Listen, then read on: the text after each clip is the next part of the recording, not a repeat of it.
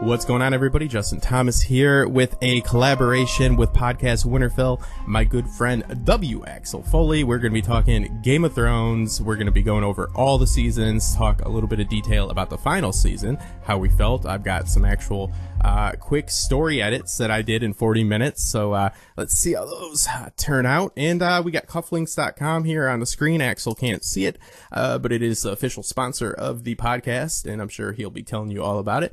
But yeah, just Axel, go ahead and introduce yourself, and let's get it rolling, brother. All right, Justin. I'm so happy to be here. Now, we did our, Heath and I did a kind of breakdown of The Last Watch. Did you get a chance to watch that documentary?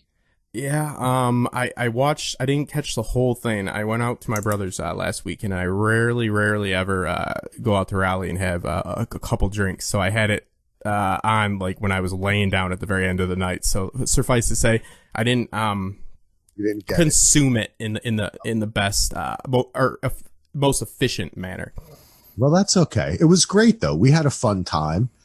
And I just thought it'd be great, man, for us to kind of chat about this season, where it falls in the ranking of all of the 8 seasons, how we felt about different episodes. I'm happy that you have some script changes. That was something actually, if listeners here, I know we have a lot of cross listeners with the Joffrey of podcasts. And Bubba did a whole thing where he kind of rewrote what the season could have been with 10 episodes. And, you know, I thought it would be good to talk to Justin, because you admittedly, as a DJ Tim Hines is going to tell me nobody can hear the street cleaner. Can you hear this street cleaner, Justin? Yeah, stop cleaning up the streets. That's pretty loud. You bastard. He's cleaning up the streets of King's Landing after Daenerys burnt it to the ground. She didn't hear the bell. That's simple. That's why in MMA and in boxing, they say always protect yourself at all times. That's because at a fun fact, an Olympic boxing competition, in amateur boxing, you have multiple rings next to each other. A bell rang for another match, and the 2 contenders in the other ring thought it was for them. So the one guy stopped and put his hands down and got knocked out. So that's why they always say protect yourself at all times. Cersei should have been protecting herself at all times. Well, in my hood, we say you best protect your neck. You best protect your neck. Yeah. All right. Wu-Tang, baby. So I know that you and I disagreed on this season. Mm-hmm. Well, we had differing opinions, I should say. It's not a disagreement. It's just, you know, we had differing opinions. And I thought it would be fun for us to go over it. But what I want to find out from you first, Justin, is this. Let's talk about how this season ranks on your overall ranking of all 8 seasons. I'm going to do my list first, and then I would like you to do yours. Are you prepared? Well, I did 40 minutes of just quick story edits here. Like, I can fix the season and that. But no, I did not do that. I can rank them off the top of my head, though. Okay. Go ahead. Here we go. This is my ranking, and it may be wrong because I may have forgotten things. And this is overall season, not individual episodes. Doesn't mean I didn't like the episodes. And plus it's Game of Thrones. I think they're all great. My first season is, I think, what everyone says, the first season, number 1. That was my favorite season. Even on rewatch, I sink right into it. I don't know. There was something about it. I really enjoyed it. Then it goes 3, 4. Here comes the kicker. 7, 8, 2, 5, 6. Gotcha. 1, 3, 4, 7, 8, 2, 5, 6. So I actually preferred seasons 7 and 8, which a lot of people do not like, to seasons 2, 5, and 6. I believe it's 5 and 6. Sometimes all the episodes, the seasons can kind of run together, you know, when you start thinking about 70 some odd episodes that there are, 73 episodes, I guess there were. Yes. But to me, the parts that... Well, 5 is your season where Jon, spoiler alert, is stabbed at the end, and 6 is one in which he resurrects, is always the way I distinguish. Yes. And even though I love those seasons, and even though the end of that season with Jon dying and the King's Landing stuff, there's several kickers there, I just felt that when I think about the seasons and how I enjoyed them purely as television, this is separate from the fandom and all that. This is really how I feel. And actually the last 2 seasons are right in the middle for me. Yeah. Exactly in the middle. 7 and 8 go exactly in the middle. So they weren't my favorite, but I liked other seasons. I liked other seasons more, but I also thought that it was kind of superior to some other seasons where I felt that the story was fun and I enjoyed it. I just didn't get as much of a kick out of it. I wasn't as invested from episode to episode.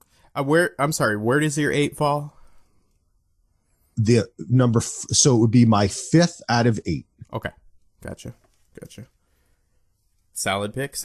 Yeah, your season end of season 5 works essentially as your pretty much you're about 75% done with your second act overall when at the end of that season. Everybody's about to embark on their next journey, like the failed journey. So that's an interesting one. You want me to do mine here? Yeah, let's see it. Starting off with 2, then I go 1, then I go 3, 4, 5, 6, 7, 8 in order. So favorite season is season 2, mostly to the Blackwater, and I'm a big Stannis guy, and I really liked seeing the conflict of the War of the Five Kings in season 2, and then season 1 is obviously great because it sets up everything. Season 3, you get a lot of time with Arya and the Hound, and then from there it just it's pretty linear. I think it's suiting. I can justify it, even though I just did it in my head here, just because, the quality overall, and this is true to most stories, does decline in viewers, at least, entertainment value that they get out of them, because you're working towards the end, so it tends to decline sometimes because a lot of people are dying in this show and a lot of arcs are coming to an end, which is fun because the story needs a resolution, but also you don't get to see them again, so it's tough. See, I like that part. You know what, Justin? Let's talk about that, because that I see, since basically what you're saying is you flip flop in the beginning, but your enjoyment of the show lessened as time went on. Yeah, I mean, not significantly, and trust me, I'm not saying that I dislike shows that end in any way. It's just, I think, natural when you have less and less to immerse yourself in, especially with this ensemble like Thrones has. So it in my situation naturally will go down in enjoyment, but you really don't see a huge peak, meaning like a huge curve down until really probably, and again, I just ordered these in the moment, but looking at it, I mean, really 6 to 8 is your big dip. So it's not like I'm like, oh man, now there's not as many people alive, or stories are being resolved and arcs are being resolved. Things that have to happen for story are happening.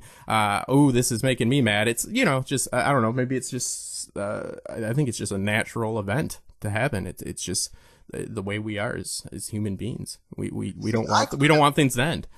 Yeah, no, I can see that. But the thing for me is that the kind of sprawling nature of season 1 for me, and this is an overall disagreement I've had with why people have been upset about last season and this season, and people saying things like it seems condensed, which granted it is. I think I actually think, and I think you may agree with me, it's a different kind of storytelling approach.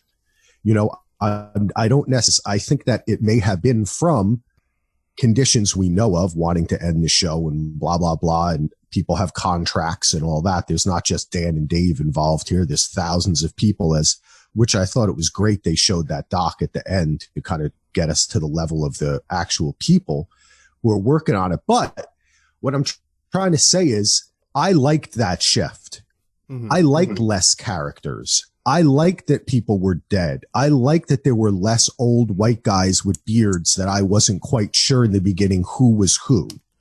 I kind of liked, I was never in love with the sprawling, huge nature of this show. I felt that it was a bit unwieldy. I know this is tantamount to treason, but I actually think maybe there's like too much of that. Like, I don't really care about somebody's great grandmother's sigil. It doesn't, like, that's not really that interesting to me. So I didn't care. Like, when the Blackfish appeared, I was like, oh, he's cool. And then when you're like unsure of, wait, okay, so the Caitlyn's brother, and then that means that the other dude, what's his name, Edmure, is her cousin. But that's not his dad. That's his uncle, right? Edmure is Kat's brother, and Brendan is the Blackfish is uncle. Her uncle. Yes. Okay. So this is what I'm trying to say is all of that does not turn me on. Mm-hmm. Storytelling does. So the fact that people say things like it became less dense, it became less about the world and more just about this plot, I was always like, good. That's why I liked 7 and 8. And that's why I actually like 1 has its special place, but I don't know. You get my point. What do you think about that? Well, okay. And again, let me clarify on what I was saying. It's more of the merging of the parallel storylines, because what you're speaking to is the vastness of the show really comes out because of the parallel storylines. Technically, Dany and Jon could have their own, book series, and so forth. So, and I've got a little edit here that I would maybe consider switching season 5 with season 7, even though it was poorly executed season 7. But what we got to see was the merging of essentially 2 different shows.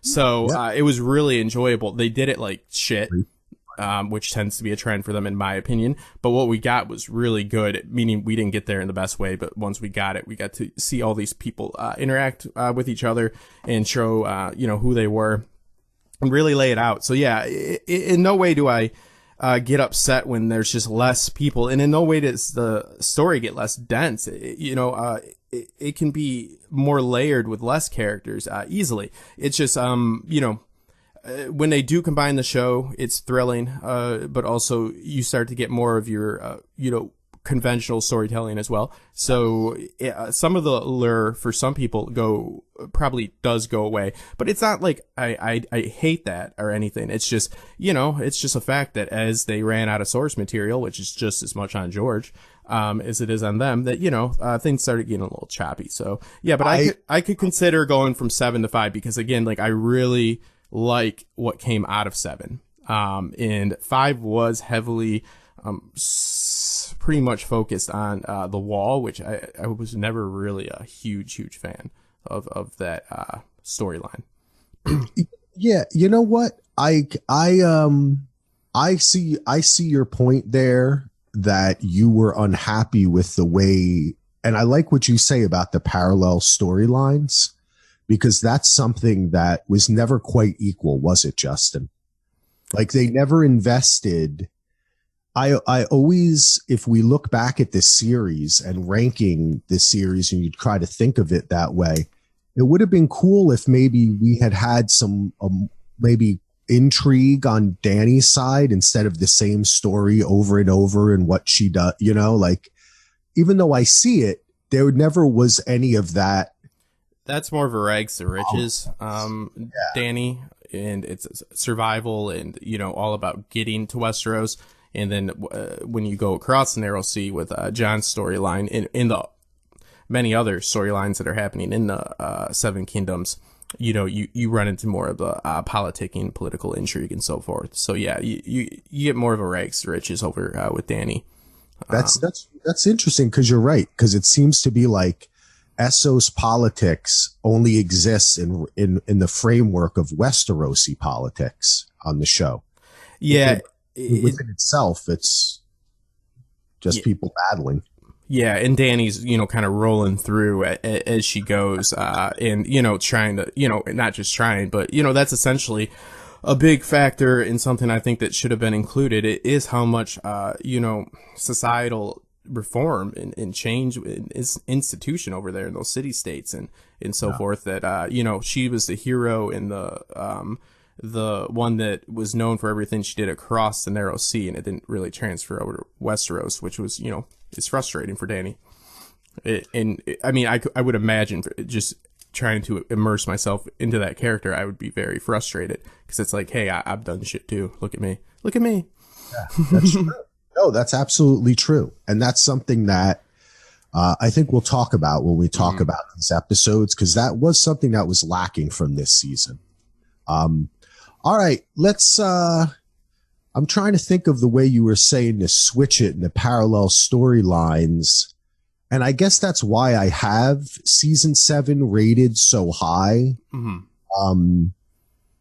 and 4 is kind of really the kind of the War of the Five Kings and the culmination of it. Wanderlust as well. A lot of Wanderlust storylines there. And I like that. And I liked that. Shows the totality of war through a lot of these. They go through the lands and so forth. Yeah, you get a lot of that's where you get a lot of your character moments and stuff like that. And they have time to do it in those seasons, you know. So yeah. And I think we both agree that the transition from the book material to the show material for me was rough, and that's why I have like 5 and 6 there at the end.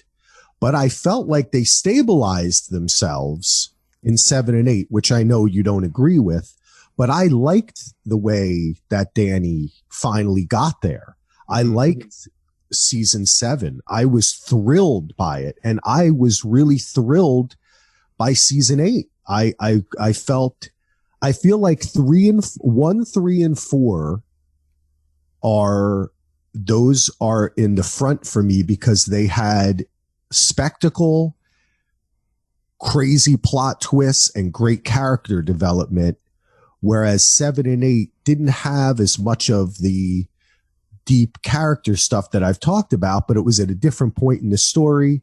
And I liked the introduction of Dany. I liked the way the parallel stories actually came together, which I know wasn't satisfying for you.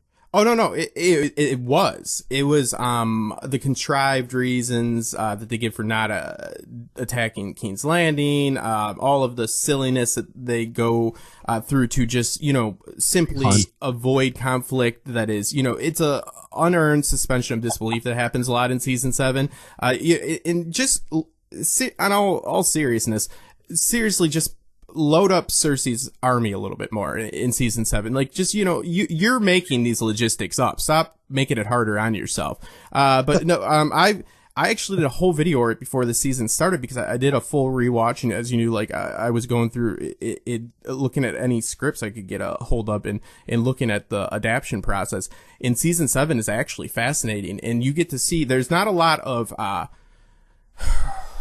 nuance or as far as how they do it, but the true character versus characterization is the most prevalent in season 7, because it was literally everybody standing on a soapbox, which I love. I just don't like how they got there, saying, hey, you should follow me because of this. And then they have their followers saying, I follow Dany because of this, or I follow the Kingdom of the North because of this. I like that. Yeah, no, that's good. That shows, it's like, that shows you who they are. And it still works, because they're speaking about all of the events that were, you know, that did have nuance and stuff like that. But, you know, just every single reason for anything is, you're asking too much why, you know what I mean? Instead of like, oh, all right, I'm liking this. You're like, oh, why? Yeah, see, but that's, I guess that's the point, is that by that point in the story for me, right, I was kind of tired of all the frickin' uncles and sigils and houses and Dorne and this and S. So I honestly was. And as a viewer of the show, I was ready to just guess on our characters. And so I guess what I'm saying is, it allowed me, I let go of a lot of that stuff. And even though now that we're talking about it, and when I hear you talking about it and others too, because I want people to know I've been very positive this season, but I'm not a dummy. I mean, you know, I've been doing this a while. I know why people are complaining. I see it. I totally see it. You know what I'm saying? Like, I don't not see it. I'm not sitting here going, why are people complaining? It's not like, you know, I don't want to, you know, I was going to make a Lost reference, but then you're going to tell me that your teacher polluted you against it, and I'm going to get mad at them again. Yeah. Also, but I was going to say, it's not, you know, like some other things, people have been like, why are people saying this? I don't understand. No, I totally get it. I get all the complaints, but I am not trying to be contrarian. I actually let go. So like the White Hunt, the some of the contrived, seemingly contrived plot points that happen in season 7 and 8, which do seem rather TV-ish in comparison to the way things like the Red Wedding or, you know, just other kind of things, right? That are so planned out. I kind of just went with it, I guess is what I'm trying to say. By that time in this, that's why they're ranked higher, even though I can see people arguing with me that a season like season 2 was actually of a higher quality overall. Yeah, I mean, and it's all up to the person's own opinion. It's all subjective. Again, it's not the uncles and the sigils that I'm missing, even though I do like myself a good uncle and sigil. No, I like your uncle sigil. Yeah, I don't really enjoy, even though I love the lore, but I really, especially as far as content creation goes, I see a lot of people out there that I equate always to children that memorize all the constellations names, but they don't know how stars are formed.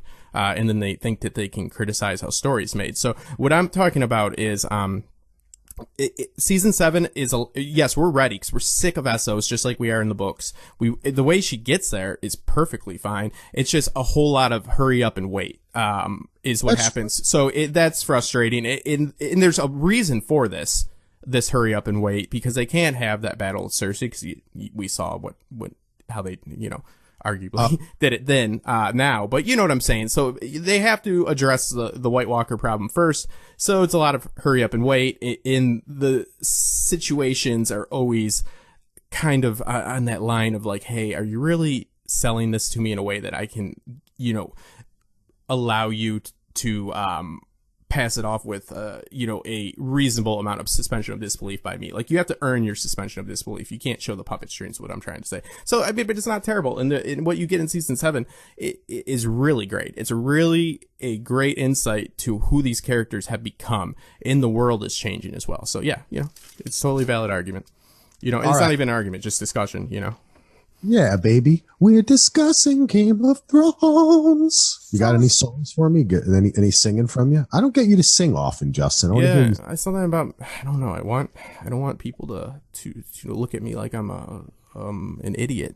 But you don't. You're wonderful. No, yeah, I would, but I don't have any talent. So, I can't avoid the idiot thing. So, off camera. Yeah. So I have a question to ask you, and we talked about this a little bit. Actually, I talked a little bit with Jack, with Ken. How do you think people are going to see Game of Thrones in the future critically, as far as like, what's the kind of rep on the street going to be, versus how do you think like people who are like in a year say, oh, Game of Thrones, I never watched that. And then they stream or they binge the whole thing. Or in 15, 20 years, they binge the whole thing. What do you think? Do you think there's going to be a difference, or do you think it's going to be pretty much the same kind of outcome? What do you think? The way in which you consume the medium will definitely, not only the difference between people that have read the books and then watch the show, but let's just say people that are just watching the show and binging it like you just posed to me. That rapid consumption is going to lead to, I would believe, less disappointment, because we have been waiting for so long in anticipation. And what you spoke to earlier, something we discussed, you know, I stuck up for you on Twitter. I don't know who was bullying you or shaming you, but you know, I mean, there's plenty of other reasons. Pick your, you know, to bully or shame Axel or me. I got my hair cut. No, that's nice. I like it. But yeah, you know, you have a certain amount of expectations for the show that differ from others. So, you know, like, it's not like you don't see faults. It's just that the show isn't held in the same regard as it is for other people. It's not it doesn't mean as much. You still enjoy it, but you're not hinging your happiness on it, which isn't, you shouldn't hinge your happiness on anything outside of yourself. But yeah, I think that if people that just binge it'd be less of a letdown for this final season, which I do consider to be a letdown, just because of the fact that they're not waiting like 2 years, 1.5 years to 2 years at a time in between and engaging, but they're also missing out on what we've done as well. And as far as critical, just like what do you mean? Are you talking about? I mean, like, I have to admit that even though, okay, so I think that the highest standard of critically of TV shows, of ending of TV shows, is probably Breaking Bad and 6 Feet Under. People loved those seasons. They think 6 Feet Under has the best finale ever. I think critics pretty much all agree on that it was perfect and that the whole thing wrapped it. But show like Lost, not a great finale. Sopranos, very divisive. Yeah. Where do you think Game of Thrones is going to fall critically, as far as, because it kind of stains the whole thing? Dexter has terrible, right? Yeah, People hate the whole series because the last season wasn't that great. I disagree. I love Dexter. I love Dexter still, but the last episode was the fucking worst. But yeah, and I have pretty much the same sentiment about this last episode. It will not make me hate the show. It does not ruin my adulthood. You're an adult? Oh boy, yeah. I'm an adult. It stole my innocence. No, I believe that you should hold the things that you love and things that you are immersed in and invested in. And as somebody that likes to write like myself, and you have your production background, I never make excuses, and I don't crap on things just to crap on things. I notice a lot of YouTubers I've never even heard of before are coming out and just shitting on Dan and Dave, and this, all their videos is just childish nonsense. Bad writers, they're bad. Yeah, they're not great, but trust me, most of these people can't do better, especially since they have no experience with screenwriting. So it's like, no, in no way do I defend Dan and Dave's decisions, but I also don't think that other people have the right to say that they could do it better, especially with no experience, and that people are stupid for liking it. Can I make one quick point here too, Justin? That as a writer, this should be noted too. And this was something that we were talking a little bit before about how people, when they talk about TV, they often just talk about plot. They don't mention any of the visuals. They don't mention the production.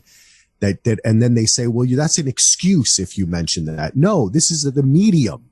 Mm-hmm. That's like saying, that an artist chooses great color, but then when you look at the painting, you can't tell what it is, and it's not even supposed to be abstract, right? No, it has to work together. If you have to give credence to those things. But for writing, people say Dan and Dave, they're not a great, they wrote the last episode, they're not a great writer, blah, blah, blah.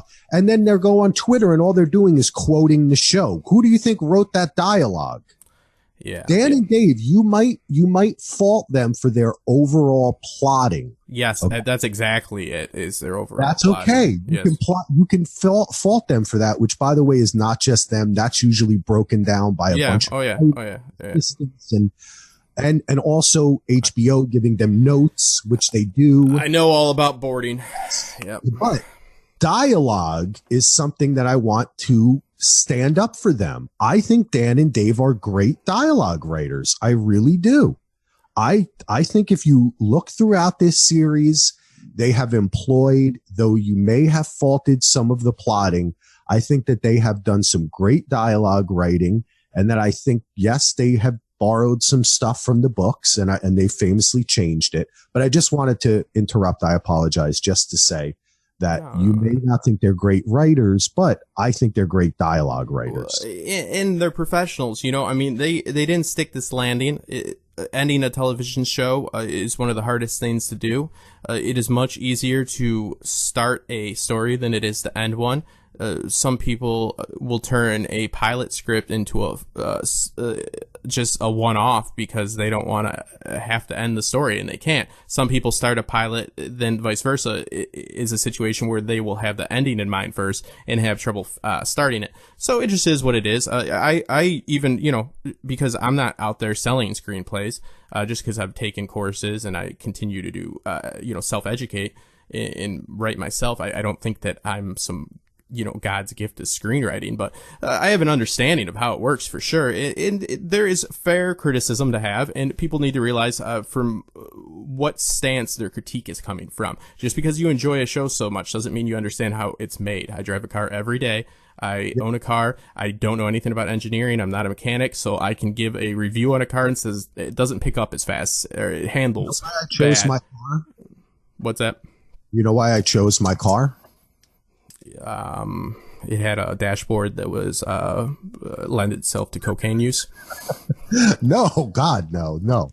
Maybe 20 years ago. Yeah, I know. Coke's for idiots. I chose my car because it has the longest seat to pedal of a sedan. Oh yeah, I forgot you're a giant. Yeah. Yeah. So I just wanted to agree with you that we can't say how we would engineer it. You know, you gotta learn how it's actually done. So yeah. Well, no. I agree, Justin, and I just think that it's important for us to mention that because I know you as a writer, you know, there's so many different facets. It's like you'll say somebody is oftentimes say like, if it's sports, oh, that guy's a terrible quarterback. Yeah. But then people say, well, why does he keep on getting hired or, you know, brought on to different teams like a Ryan Fitzpatrick or something? Well, because he's also incredibly intelligent. He's a game manager. He's fun to work with, but he's not as talented as somebody else who maybe would do better than him, but doesn't get the job because they're a prick.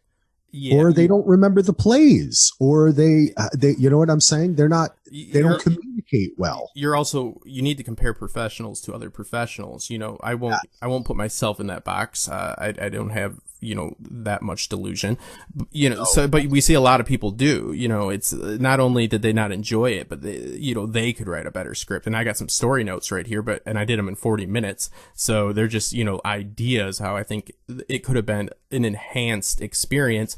But yeah, it's silly. It's silly to say that they're terrible at what they do and stuff like that. Just because you don't agree with the job they did, you can just say that. You can't be like, and I could have done it so much better and stop.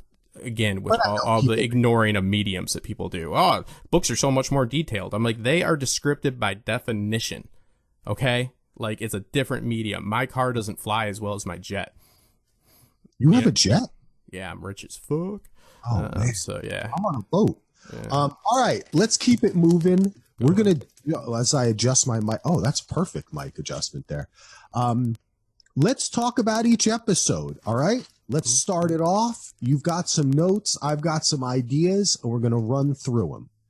Episode 1, Winterfell.